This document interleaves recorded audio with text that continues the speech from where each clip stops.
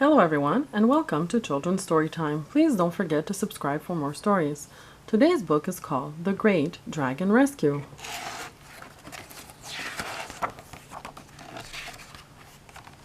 George was bored. When it came to fighting, chickens weren't half as brave as dragons. One morning, as George was gathering eggs and daydreaming about dragonish things, he felt the chicken coop shudder. When he looked out, he knew an adventure had begun.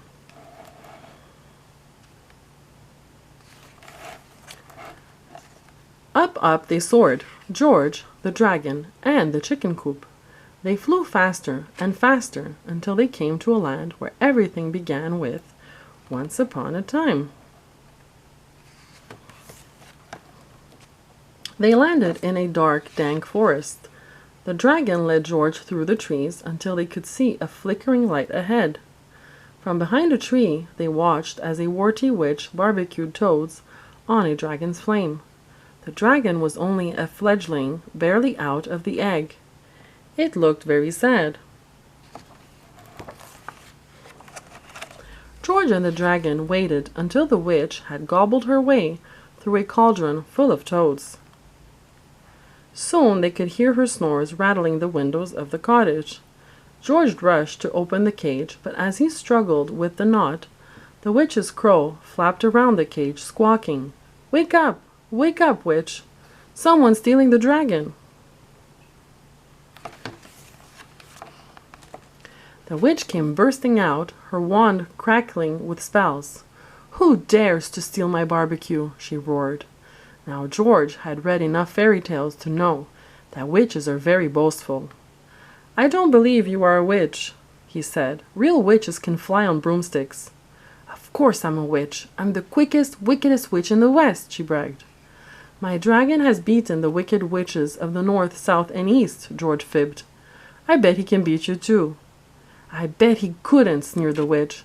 "Let's race around the enchanted castle and back. When I win, I'll turn you both into toads for my tea." She jumped on her broomstick. "On your marks, get set," and she was gone. The witch was frighteningly fast, but the dragon was faster. Soon the witch and the dragon were neck and neck.